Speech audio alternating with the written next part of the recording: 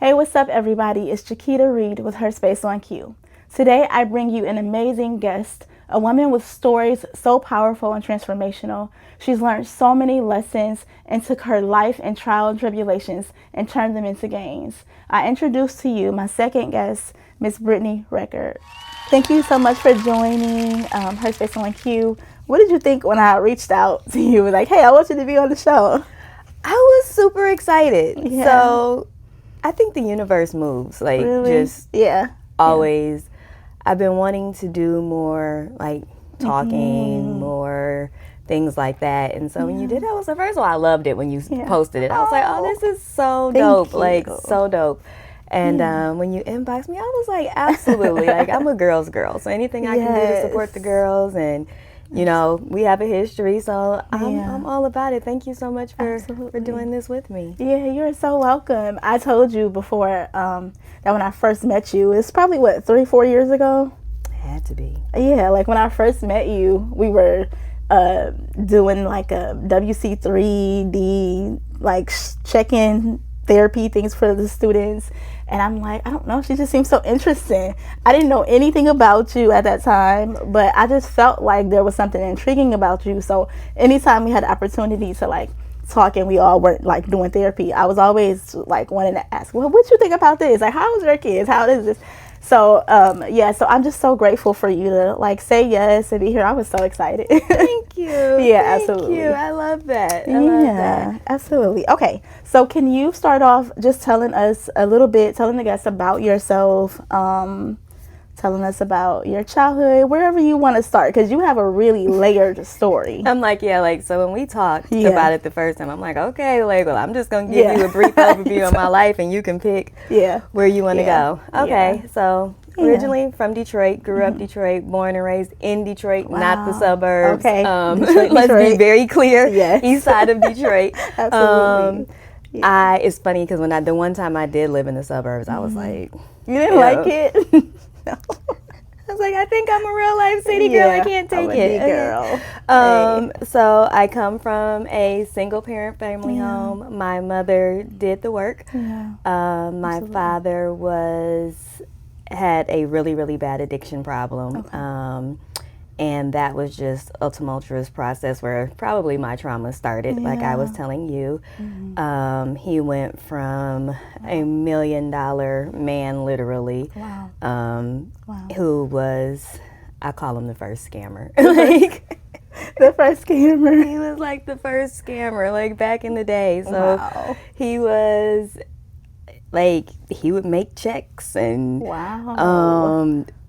pretty much stealing identity, like fraud back in the day. And so he'd be in and out of prison. And he literally went from being looked for by the FBI and all these high-end places to being pulled out of drug houses. Are you serious? Yes. So when he lost everything, we went from living in Indian Village, in this big, beautiful penthouse place, to my mother and I being homeless. So we would sleep on How old were you? How old are you in like second grade? Probably like six, seven. My son, my son's 7. He's second grade, so like second grade. Okay. Yeah. So we'd be like sleeping on Belle Isle and sleeping on this other little park off of Jefferson, and that led my mom to have to send me to Denver, Colorado. Okay. She had family there that she felt safe with, even though we had family here. She didn't feel like she had the support she needed. So she sent me to her aunt, my great aunt in Denver, who they provided a really good stability for me. Like it was safe. But as a kid, you don't understand that. You know what I'm saying? You think your mom's abandoning you, leaving you in this other state. Girl, all my hair fell out in the middle of my head. Like, you don't get it. So I spent almost 2 years in Denver, Colorado. My mom would come see me until she could create the stability to come get back. What was amazing about that is when she got me back, she took me back to the same penthouse apartment. Wow. She took me right back to where things left off, right back in Indian Village, and kind of tried to make it not skip a beat. Okay. She tried to, as like business as usual. Business as usual. So we did that. let's see, I was there. My mother worked. She bartended. Like, I was able to go to private school off my mother being a bartender. Like, Wow. I was able to travel off my mother being a bartender. And it's a joke now, but like, I used to always be like, I mean, you're just a bartender. And then you get older, like, shit, they make just as much money as these doctors, these lawyers. Exactly. Exactly. You know, and it also makes me very grateful for the service professionals out there, because I know what they can do. Absolutely. Wow. Leading into high school, I got a little wild. Okay. That's where I think, like, the promiscuity kind of kicked in. And so... Was your dad in your life at this time?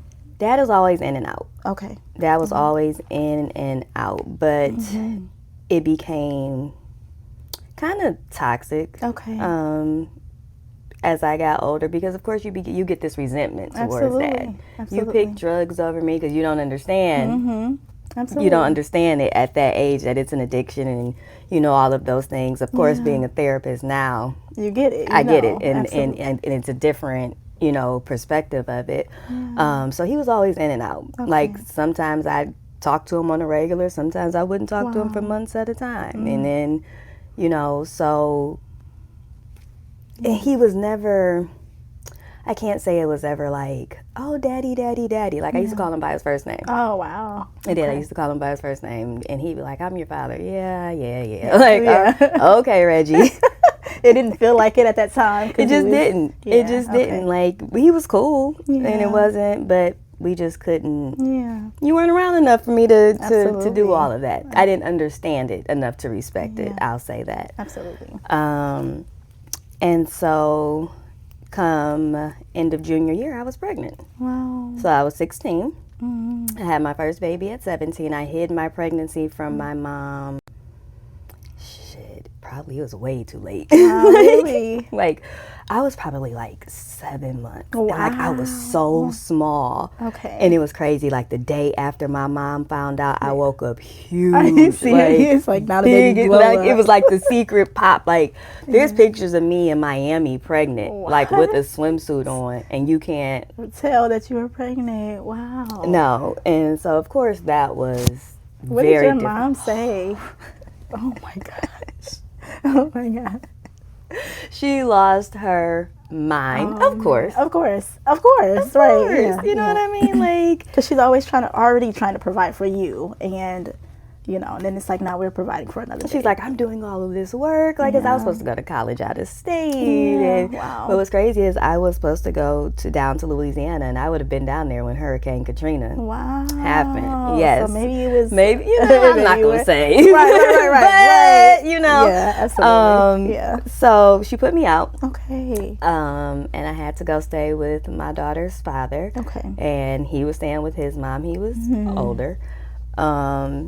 And, like, I lied about my age. Oh, okay. So, working where I work now, I always inquire when you see some of these charges come through. And people like, you know, caveat, I work at the jail. Absolutely. You know? I was about to say, tell the people where you work So, I work at a jail. I'm a therapist in a jail. And so, when you see some of these guys come in with these criminal sexual charges, sometimes I ask questions, you know. Now, there's some monsters out there. Absolutely. There's some monsters out there.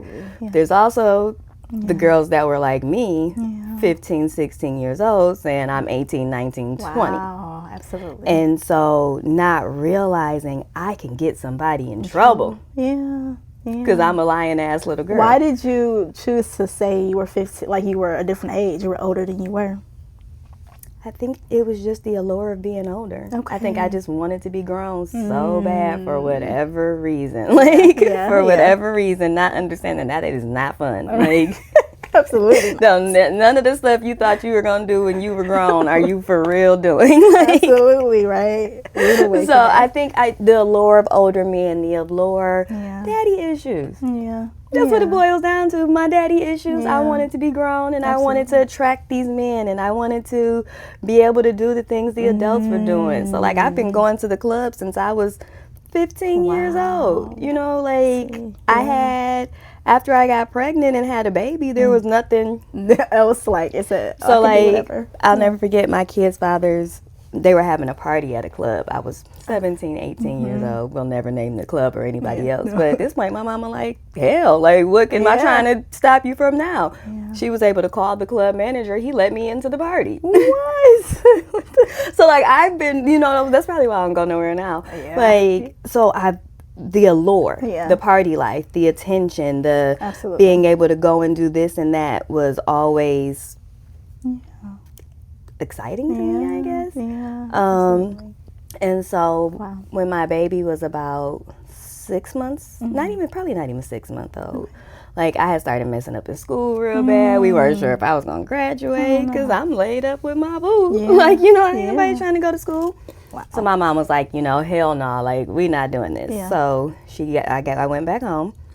I finished high school through summer school because I left my Catholic school being that I wasn't going back to Catholic school pregnant. Absolutely. The judgment, I know, God. I can't imagine. So I had to go to like back then they still had the schools for like pregnant moms. I don't even think we have that anymore. Yeah, I don't think so. Yeah, so I was able to be pregnant. If I needed to, I could take the baby to school with me, which was, I think I had a support system. A lot of girls in my situation didn't. Absolutely. A lot of girls were out here struggling, trying to figure it out and still finish school. So it was great that they could still go to school, take their babies with them, and continue. So I was able to do that, take some summer school classes, and still graduate. That was, you know, my daughter's father. We had 10-year off and on.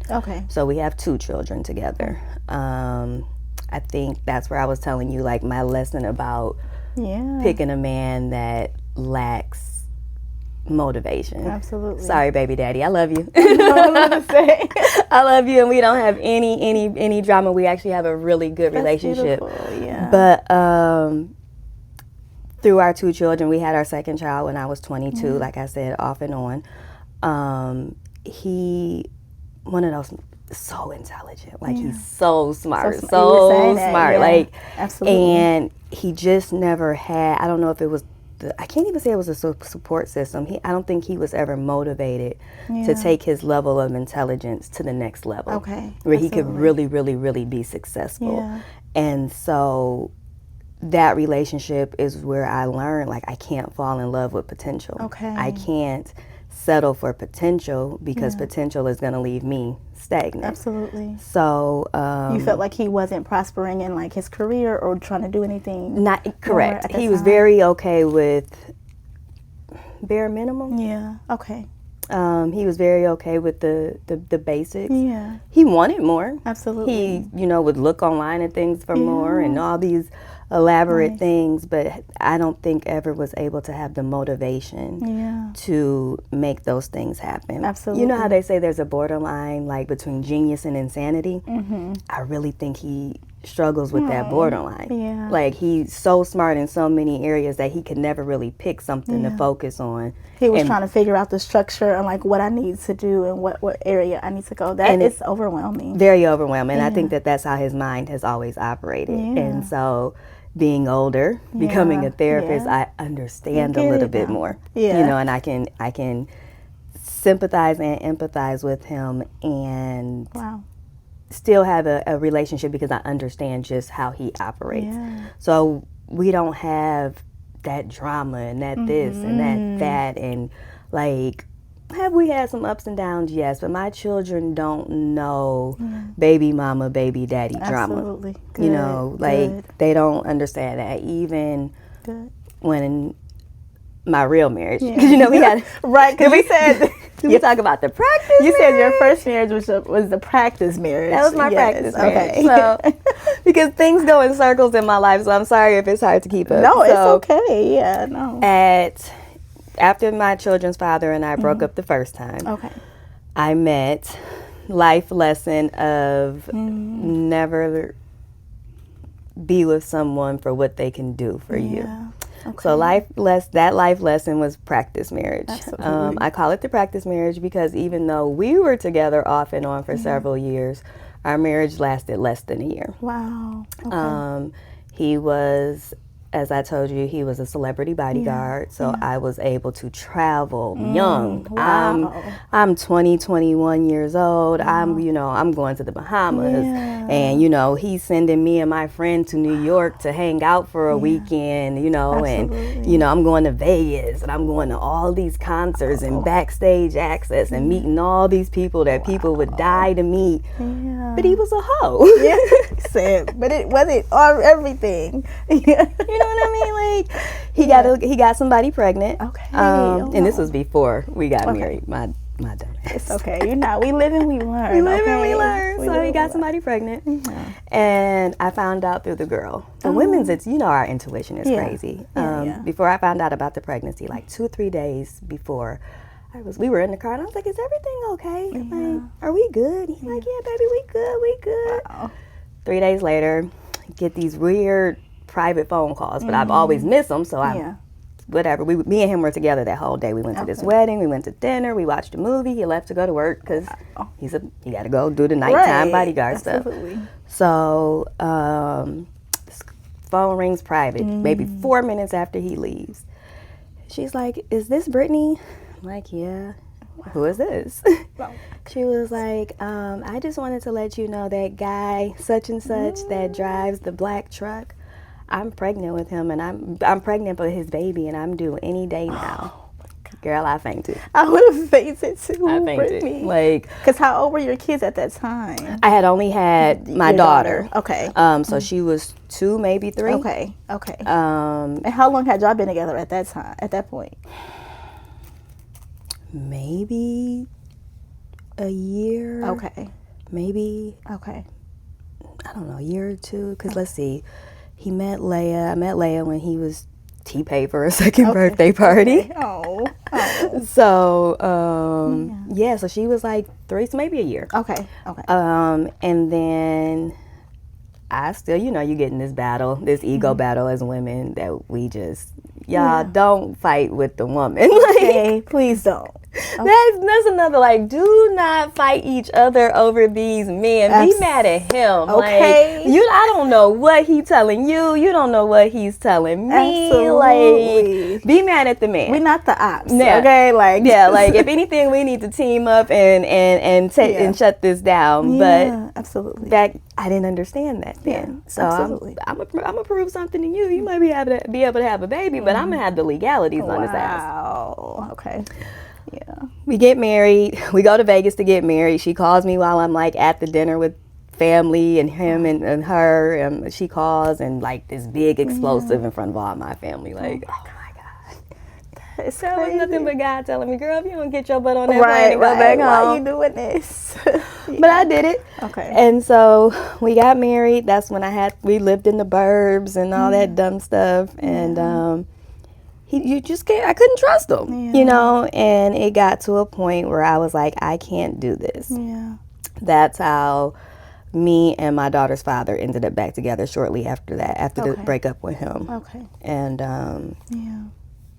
I don't know how we got back together. It was so weird. I just happened to be over there. We had been in the same space for so long. Absolutely. And so many times. And one day something weird. It just was weird. I can't even. Really? It just It just happened. Yeah. Okay. And so we spent some time back together. That's how when I had my son. Yeah. And I'm sitting here learning, girl, you gotta stop doubling back. We're not doubling. We are not doubling doing that no more. Right. That was a lesson. We didn't learn the lesson the first time. Sometimes we don't know. I think, you know what? I think sometimes for a long time I was so afraid to not have a man. Okay. Wow. To not, and I think daddy issues still working through those. Absolutely. I was so afraid to not have somebody around me to validate. I want you to talk more about that. That's really interesting.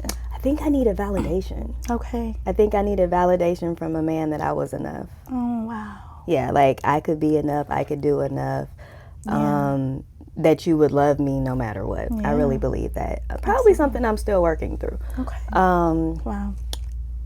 Yeah, so we were trying to work things out, but again, that lack of motivation kept showing up with him. And one day I was so behind on my bills, like, and I'm looking at this man in my house, like, my house dirty, my backyard grass up to my knees, DTE is blowing me up, and like, you can't help me figure out a plan. Again, I love you, baby daddy. It's just where we was. Right. I gotta be honest. I'm always gonna be honest. Absolutely. And I told you, I came home one day and there was a dent in my couch. Oh my God. Perfectly formed to his ass from him sitting and playing video games. Oh no. And I just was enraged. Yeah. Okay. And so that's when I called practice husband, like, yo, if I put him out, will you help me catch up on my bills and I just need some help right now. And he was like, absolutely. Wow.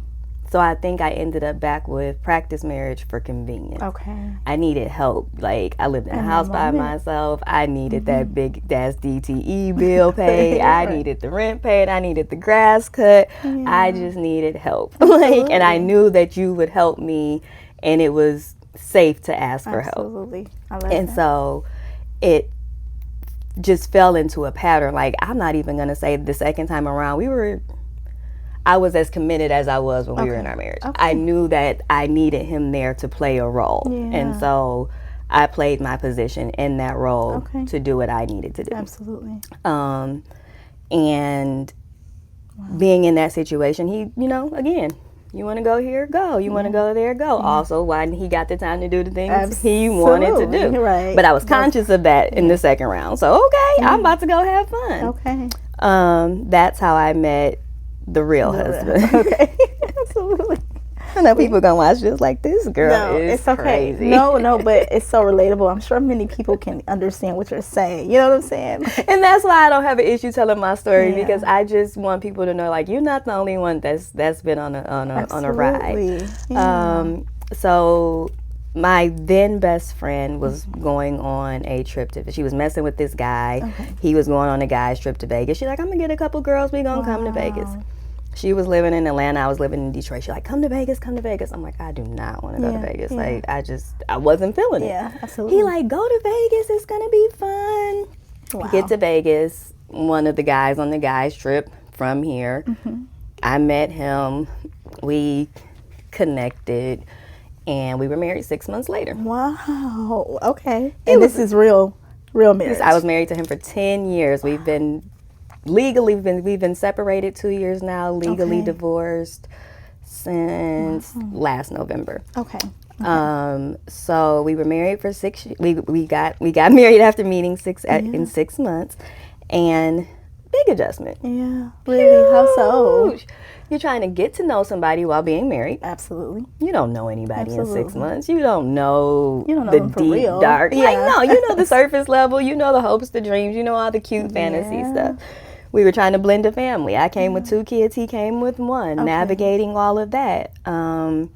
Still very proud of how we handled that, though. Like, his ex-wife, my children's father, me, him. I think that we all did a really good job to blend those children. Even though we've had some serious fights behind the scenes, those children, I say this, I don't divorce children, that's right. I still love my stepdaughter very, very, very much. I still interact with her as much as possible, because I don't ever want her to feel me and your dad didn't work out means we and you don't work out. I never felt that with my siblings. My father might not have been much, but he made sure his children felt and interacted. Like, I never saw the kids' moms fight, so I wasn't gonna let my children see that. Right. You know what I'm saying? Like, this ain't got nothing to do with y'all. We keep the adult stuff behind the scenes, and so we navigated that the best of our ability. That takes a lot of courage and pride and ego set aside. Absolutely. As therapists too, we see a lot of families broken, and a lot of blended families where they're not copacetic like that. Like, people can't even get along. It's just like horrible.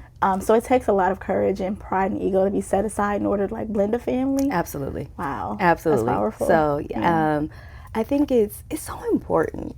Like, these children, they need that stability. Absolutely. They need to understand that no matter what, the adults are going to love them and be a team. So like we did dinners, you know, where we would sit down and have conversations, and it hasn't always been easy. Like we didn't have some knockdown, drag outs behind the scenes, but we always got it together to make sure these children had what they needed. That's like beautiful. Love. always.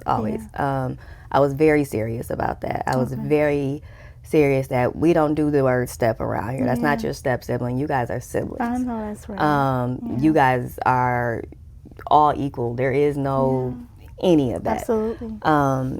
So they still all communicate. Good. Okay. And then of course, you know, the boys I had with my husband, that's their sister. Absolutely. You know, my children, that's their sister. So we work it out. We interact with all of that. But so yeah, we met. We were trying to get to know each other. I was done having children. Okay. I told him on our first date, I have a boy, I have a girl. There's nothing else I can have. Why would I do that again? I'm straight. Absolutely. And so he was kind of like, you know, I need, you know, I want more children. He was like, I have to have a son. I have to have at least a son. So I was like, oh, that's a lot. Like, Right. I'm 28 years old. I said I'd be done by 30. Like it's completely and totally I started over. Yeah. Because how big of a gap are your youngest, oldest? So okay, Leia is 22. Okay. And has her own baby. Yes, she became a grandma what's the word? What you? My family keeps getting mad at me because I keep saying that's my cousin. That's my cousin. You are so funny. They're like, you're not a grandma, so what are you? I said, that is my cousin, girl. What are you talking about? But you look young enough to not even have maybe like a 7-year-old. Like but we decided on Noni. Oh, Noni. Because my mother talking all this stuff. She was like, well, I was a grandma. I said, but my children have always called you Sugar, baby. They don't even know. Absolutely. You've always been Sugar. So she's Sugar, I'm Noni. Oh, I love that. So cute. So yeah, so she's 22. Okay. Christopher is 16. Okay. And then Papa he'll be 9 in the end of the month, and Braxton is 7. Wow, so you started over. Yeah. So that's postpartum. You know, remember I was telling you, like, he was like, well, I want to have these babies. So after my last son, I got the IUD. Yeah, okay. I had the IUD what was it, the Mirena, whatever. So I got an IUD. At first it was like team IUD, like, girl, I don't know what no period is. Know, that's right. That. And so about the second year, because it lasted for 5, like a year or so in, I would get so sick. Wow. And like I'd be up, I'd be hyperventilating, I'd be sweating, I'd be shaking, I couldn't in the world? eat. And so I'd go to the hospital and they're like, we don't know what's wrong with you, but you know, are you tired? Are you dehydrated? We don't know what's wrong. There's nothing wrong. I'm like, y'all not gonna tell me there's nothing wrong, and I'm awake for 3 days. Absolutely. All the time. So insane. So I started tracking it. It was happening monthly. Yeah. So I'm like, okay, maybe my body's just trying to have a period. Yeah. Like, let's see. And it's just not, absolutely. And it can't come down. Yeah. Okay, let's get this thing out of me. Yeah. So I go to get it removed. At first, they can't find it. So I got to go have this ultrasound so they can locate it. He thought he was going to have surgery, but he was able to get it out. Wow. So we get it out. The very next month, I have my first grand mal seizure. The entire time, each month, I had been having what's called petite mal seizures, meaning I'm still conscious, but like I'll stare and I'll lip smack and I'll just be dripping sweat, and I have these weird feelings in my head. Okay. And so all this time I was having all these petite mal seizures. That's when the grand mal started. Wow. So most girls would have cramps, I would have seizures. At the time that you would normally have a period. That my period is supposed to start. Yeah, Wow. I would have a seizure before I would come on my period. And periods still weren't regular. Like, body just all over the place. Just a mess. Yeah. So finally I got pregnant. Okay. I had a miscarriage. Okay. They could not perform a DNC for about 2.5 weeks. So I had to walk around with a dead fetus inside my body. That was probably one of the most traumatic experiences ever, to like just have to walk around knowing you have something inside of you that's not gonna make it. Oh my gosh. And so got the DNC. 3 months later I got pregnant. Okay. That's when we had Papa. Wow. That's Jerome the third, but I call him Papa. Yeah. And the pregnancy was, it was fine. It was fine. Okay. No issues. Good. We had Papa. Now the agreement was, Yeah. if it's a boy, he would get a vasectomy. Okay. He lied. So Oh, he lied. He lied big time. And so he said, psych. he was like, psych, just kidding. Wow. And so 3 months later, I ended up pregnant again. Wow. But postpartum was hard. Like after those 2 pregnancies, it was hard. Yeah. Like I was sad. Absolutely. And I told him, I said, I don't know if I can do this again. Yeah. I said, I feel like it would push me over the edge to have another baby. Absolutely. And so we had several talks about it, and we decided this was not the time. Okay. I decided to have an abortion. Okay. Yeah. So 3 months later, I get pregnant again. I'm like, okay, well, this isn't going to work because, I'm scared of birth control now. Right. So I don't want to put anything in my body. I'm not going to not have sex. He's not going to get a vasectomy. We got a problem. Yeah. So I'm like, well, okay, I'm going to have this baby. We're not going to use abortion as a method of birth control. Absolutely. So we're going to have this baby. Oh. So that's when my baby boo Braxton, and I love my baby. I know, that's right. That's my baby. Oh. That's when Braxton came along. Yeah. But postpartum, it whooped me. Them 4 pregnancies back to back. I was suicidal for like 2 years. Really? Like every day. And I never like created a plan. Okay. Like I would see myself like driving off a bridge or something like Absolutely. that. But I never like said today is going to be the day. But I've thought about it every single day for almost 2 years. Like days I couldn't get out the bed, like days I was just so depressed. And I was, people would think, oh, she's a stay-at-home mom. That doesn't mean that we didn't have financial struggles. That doesn't mean that this is not a lot of work being home with 2 children under the age of 2. Like, it would me. Absolutely. And my now ex-husband, I don't think he could understand that. Yeah. He would say things like, you're lazy, and, I'm coming home to this and that, and not necessarily providing the support I felt like I needed. Did you tell him that you were having those thoughts, or anybody at that time? I never told anybody about the suicidal thoughts for a long time. Okay. I do believe I communicate because I'm an over communicator. Okay. You're like, I'm telling you everything. I do believe I was telling him like I'm just not right. I don't even know if I knew what was wrong with me. Absolutely. I just wasn't right. You just didn't feel okay. I just didn't feel okay. Had you been to the doctor and they talked to you about it? I mean, she would ask me how I'm feeling, but as a new mom, yeah, I'm fine. Yeah, I'm yeah. fine. Absolutely. But I'm crying in the bathroom on the floor, and we have to be more open because we all struggle with it. Yeah. We have to be more open about these feelings and what we are experiencing and what we are dealing with to get the proper help. Yeah. I think sometimes we feel like, oh, I shouldn't feel like this. I have this beautiful, healthy baby, and I should be so grateful, and all the cliche stuff, right? Yeah, absolutely. It is. It's beautiful. It's is. great. But the changes that happen in our mind and body after we give birth have to be addressed more, and they have to be supported more. And I think on top of us being educated more, I think men need to be educated more. Absolutely. As a people, we need to understand what is happening because men don't understand. They don't have to go through it. They don't have to, yeah. And so when we are totally different after these babies, they're like, what is wrong with you? Right. Like, girl, you all right? Right. Like, Yeah. and so there has to be more education as a whole for people. Absolutely. As to what is happening with our bodies and the transition, that it can take 2 to 3 years to feel normal again. Like, it's at not least 2 to 3 years to feel normal. my son is 7. I feel like I just started feeling back to myself maybe a year ago. See, absolutely. Maybe or trying to feel like myself. Like Absolutely. it was a very long road.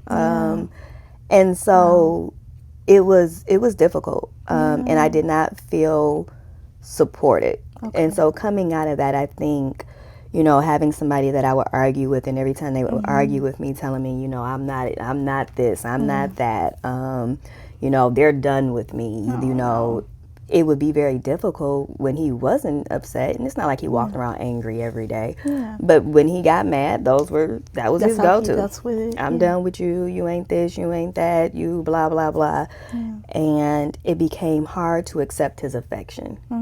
Like he would go to hug me and I'd be like, yeah, until you get mad at me again. So did it feel unsafe, like not secure enough? Yeah. And did it feel like, abandonment again from when your mom left you? Absolutely. You know, he'd be like, I mean, them fake ass tears, what you crying for? Like that, you're just doing that to get what you. Yes. Yeah. You know what I mean? Like, so it became very, very difficult when things were okay. You know, he wanted to hug, he wanted to kiss, he wanted to do all these things, but I didn't feel like because the next time you mad at me, I'm not going to be worth 2 pennies again. You know what I mean? So it's hard. And it was hard for him to understand why I was struggling to get over that. Well, I haven't done that in months, but you did it. And you just did it last week, which guess what? You opened up all the wounds from before. We would go to marriage counseling, and I got so sick of talking about the same things in marriage counseling and feeling like there was no growth. I quit marriage counseling. Wow, really? And, you know, people were like, you shouldn't do that, you shouldn't do that. But it was making me resent him more. Because you don't feel like you guys were making any progress in that time. I'm talking about the same things over and over and over again for over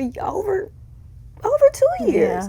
How much more do we have to take? How much more do we have to have the conversations? And somebody recently asked me, well, why didn't you try a new therapist? I don't think it was the therapist. Absolutely. Exactly. Sometimes I think it was his lack of willingness to do what he needed to do do the work. To be a better person, to be, and I'm not going to say I was perfect at all. I was far from it. But I was always willing to do my best to make the adjustments. And I don't feel like I was always met there. Yeah. And I feel like, you know, working with couples in therapy, I see that a lot. It's like, I feel like some people come in here and they're like, oh, I need you to fix us, right? But I'm like, if both parties aren't willing, how are we going to? And I mean, it's the same thing when you hear your friends talk about their relationship. I always ask, well, is he or she willing to make changes? Are they like, when you tell them, what are they saying? You know, that's how you know if you're going to progress or not. If a person isn't willing, then you ain't going nowhere. You're gonna keep telling the same thing. That's my lesson now. No, it's okay. Coming out of divorce. Oh, that's my lesson now. Oh, really? So like, I just got to a point where I just didn't feel safe, and not physically. Okay. Because there's a difference between physical safety, emotional safety. Absolutely. I didn't feel emotionally safe, and I wanted to try a separation. At first it was a go, and then it just went south. It went south really bad, and we separated on very, very, very bad terms, which is not what I wanted. Did y'all like move out of the house together? How did y'all separate? Girl, he put my stuff out. Oh my God. He said bye. So wait, did you go to him and say, I want to separate? And then he was like, oh, okay, we gonna separate. He said, we can try it, and this and that, and I don't know. It was like, as conversations went on, he was like, yeah, no.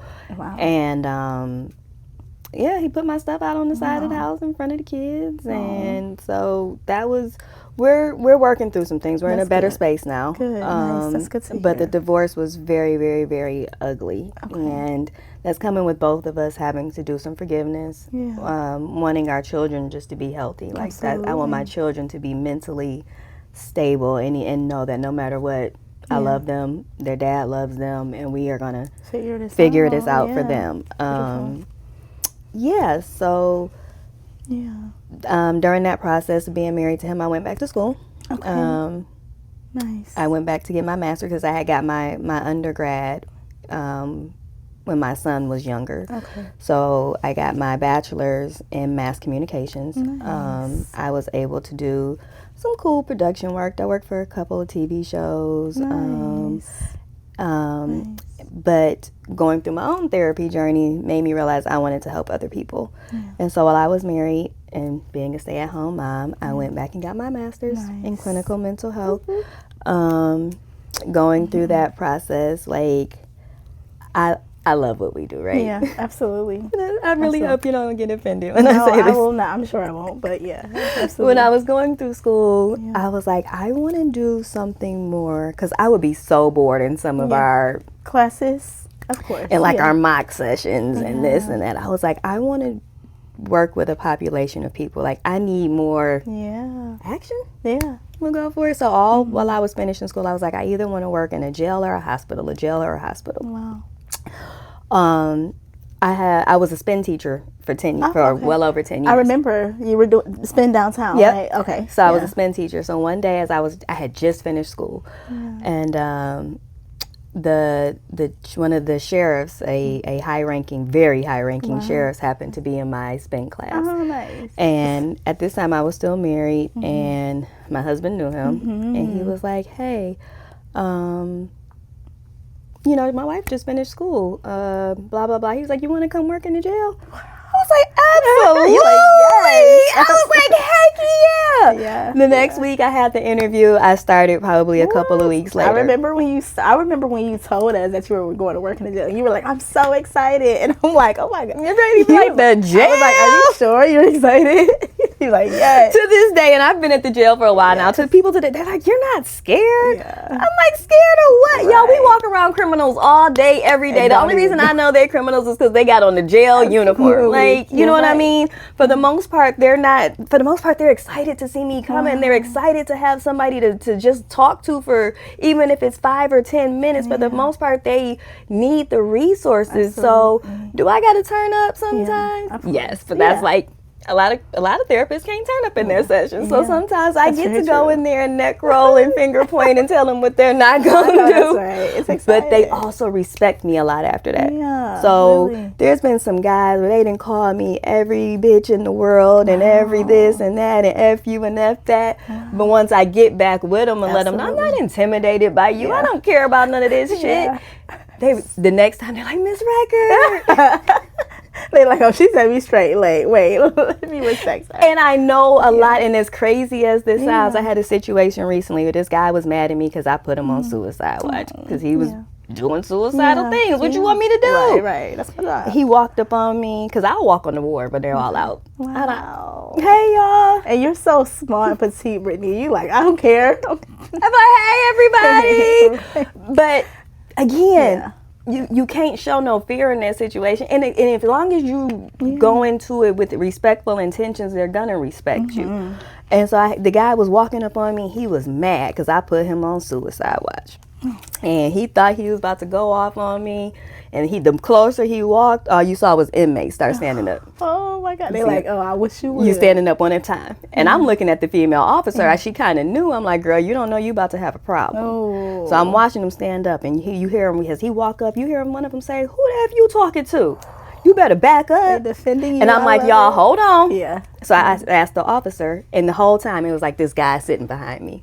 He don't say nothing. He just looking up at the TV. And I knew the inmate. He don't say nothing. He just looking at the TV, and he looking at me. He looking at the TV. And I asked her, I said, can you lock this inmate down? So she locked him down.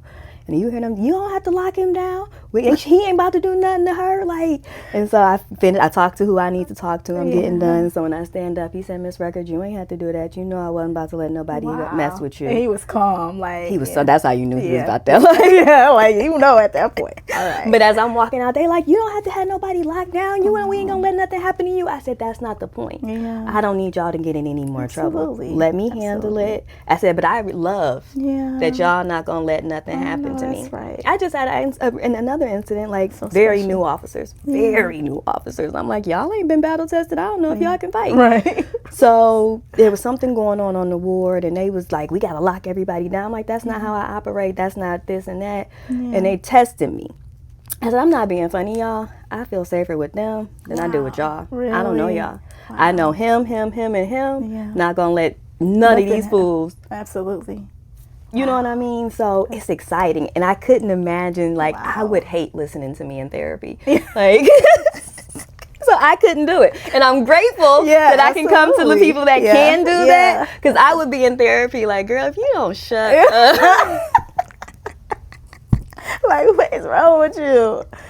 So I can't do, like, I don't want to listen to me talk about my relationships and my jobs and all of that. Like, so I am grateful to be able to be in a space where people, I listen to people talk about murders. Wow. I listen to people talk about how their mama never gave them anything. I listen to people talk about how a gun was put in their hands at 12 years old. Wow. I listen to people that's really been through some things, and it gives me a better understanding of our people and how they even got there. Absolutely. You know, people were like, oh, if they didn't do this, they didn't do this. Some of these people were never taught anything else but how to survive. Absolutely. Some of these people were never taught anything else but how to rob, steal, and kill to get by, and never given an opportunity to do anything anything else. Absolutely. And so if I can give them a glimmer of hope and some resources to at least try to be better, then I leave there feeling good every single night. That's right. Yeah. So that's so beautiful. It's so interesting. I feel like it's a full circle thing where you started off saying like, well, I always was kind of seeking excitement and stuff when you were younger, and like you're like, well, in my career I want to do something exciting too. But it makes sense because it's on brand for who you are, like living your life more adventurous, doing things that are more like riskier and more fulfilling. Always. Not playing it safe. Is that something that Always. you like? I'm always on like, let's go. Yeah, forget it, we'll figure it out when we get there. Absolutely. That's so cool. You talked about like your practice marriage, and you talked about like how, and then you had your real marriage, and then you said something earlier about like I feel like I always needed a man around for validation. Do you feel like in either of those marriages or both of those marriages that you needed a different, like, were you seeking something different in love? Like, what were you seeking specifically from each of those relationships? Practice marriage, I think I just wanted to prove a point. Yeah, okay. I think that at 21, I was nowhere near married, ready to be married. Yeah. I think that I wanted to prove a point to this girl. Yeah. I think that I wanted to prove that, you know, I could have him, whatever thought process that was. Yeah. With the real husband, I think that I really was seeking like long-term longevity, family. I wanted my children and me to have this, to have stability, to have a life, a mother, a father, the I don't want to say fairy tale, the traditional process. And I wanted to validate that I could do that and do that forever. And I think I was also trying to prove to other people that I could have a successful marriage. Absolutely. At the end of the day, I'm a statistic. I'm a teenage mother. Yeah. You know, I am a black girl from the city. I finished high school by the skin of my teeth. And so being able to go on and further myself and become something different was something, the marriage was something that I was trying to prove that I could have too. Until I realized that it was not the space that I needed to be in. Yeah. Okay. Absolutely. Yeah. You said something when we first talked, and I think, did you say that you feel like you learn things after the fact? Absolutely. Yeah. I got to bump my head to learn the lesson. Yeah. Is that hard? Is that hard? I don't know. Yeah. Because I guess hindsight is always 20/20. I think that you have to go through things to learn lessons. Absolutely. I think that you can't just write. You have to go through it. Like I think that that's what makes me probably so interesting. Absolutely. Absolutely. I think while a lot of people in my group were focused on school, their careers, their this, their that, I was living real life. I was living an adult life. And so while a lot of my peers are further in like education and career, I'm further in the life experiences. I am the things that a lot of people that I know are dealing with now, I dealt with. I've been there and done that. So I think t-shirt. Like I think the universe puts me in positions to go through things first so that I can help a lot of people around me. Absolutely. I really do. I can relate to that so hard because that's how I feel, but I think my path is in relationships and discovering myself and finding my voice.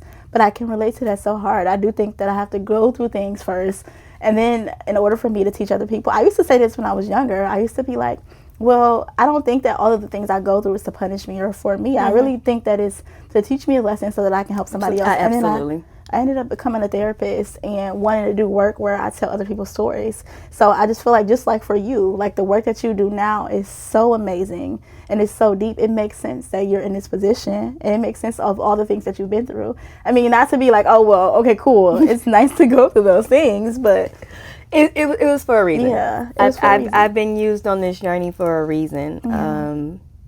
I'm able to relate to so many different people on so many different levels. And I'm super grateful. I'm grateful that I wouldn't go back and do life differently. I know a lot of people say, if I could go back and change this and that, I wouldn't. Because if I did that, I would not be the person I am today. I would not have the life experiences I have today. I would not be able to deal with, adjust, cope. I have learned through my life experiences of, promiscuity means I've dealt with a lot of different kinds of men, which means that I can read a lot of different circles and rooms and adjust and know how to interact with a lot of different people, and not just on a sexual level, on a conversation level, when I'm talking to different men and the inmates and the officers and just in business. Absolutely. I know how to communicate differently. My marriages have taught me, how to be a better team player, how to communicate better.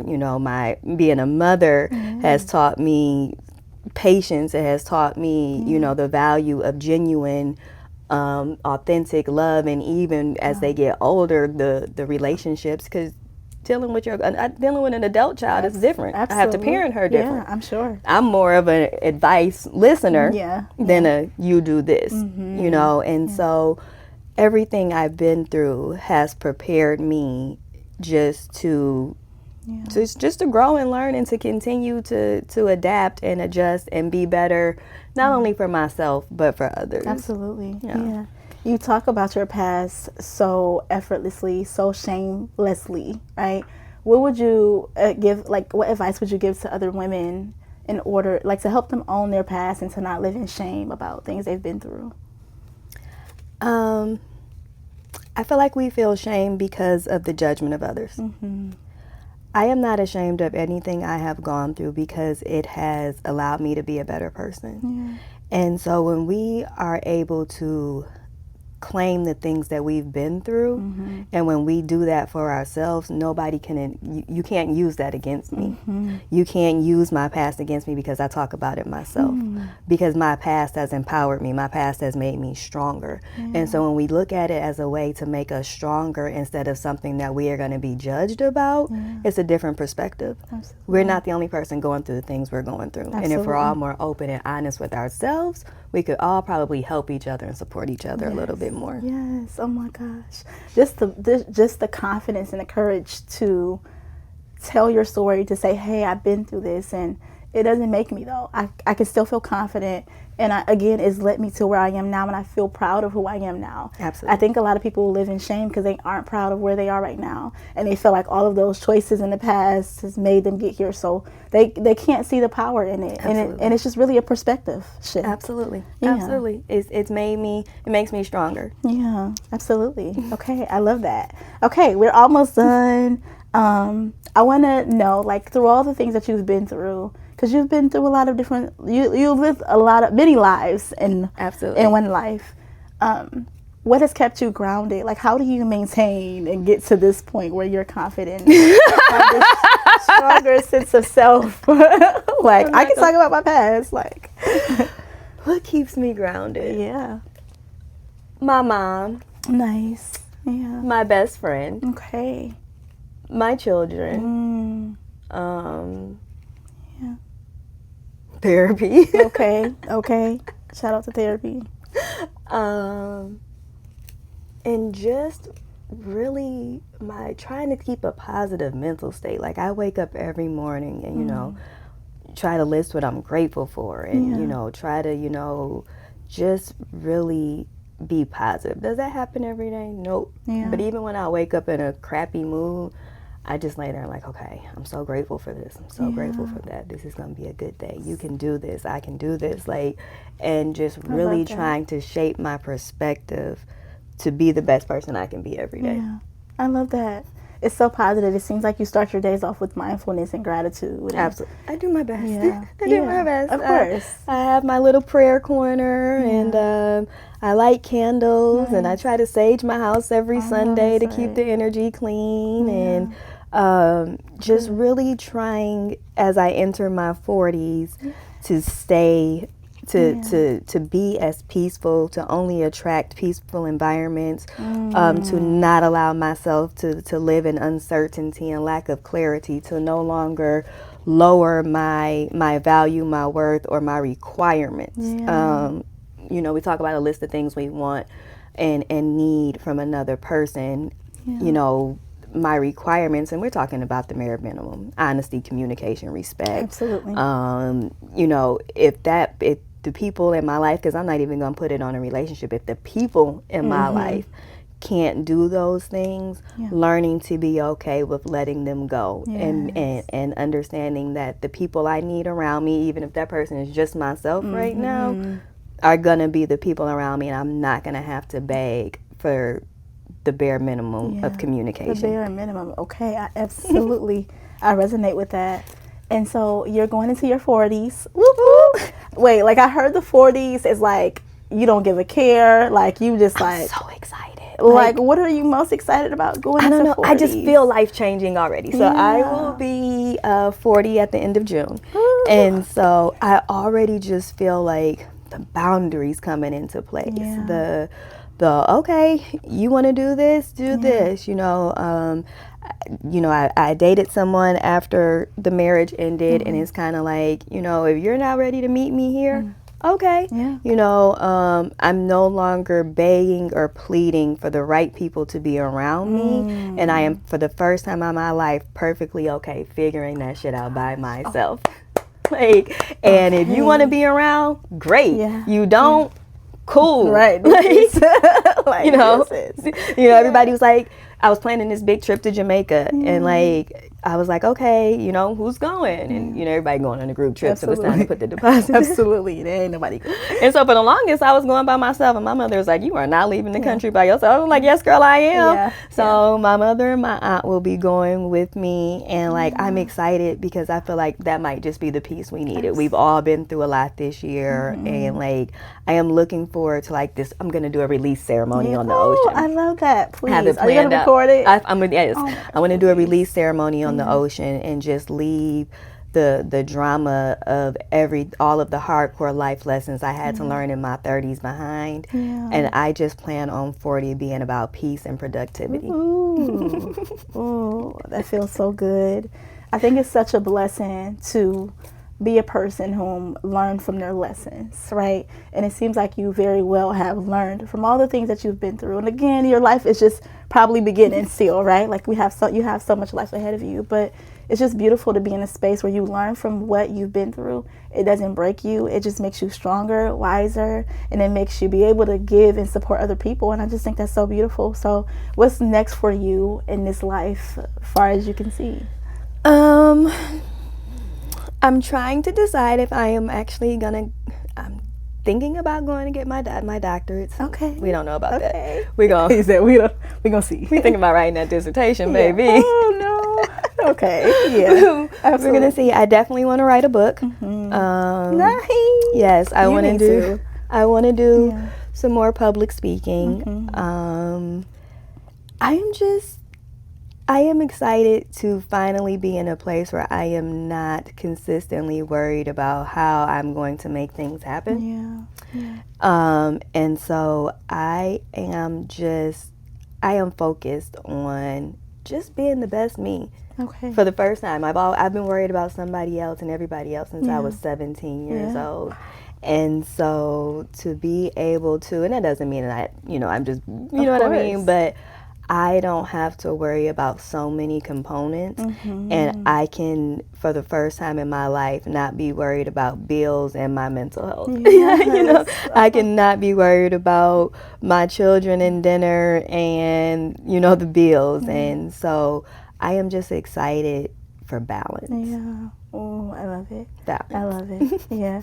I wish you the best in everything you do. Happy early birthday. I just think you are so amazing, and I'm looking forward to other adventures that you do. And please, when you do write a book, I told you already, come back here because I can't wait. I know that it's going to be powerful and transformational and just exciting because that's who you are. So thank you. I appreciate that. I love that so much. Absolutely. Thank you. You're welcome. Thank you for joining. And, if you ever need me, I'm here. Thank you for having me. I appreciate you. Yes. Can you tell the people where to follow you, where they can keep up with you?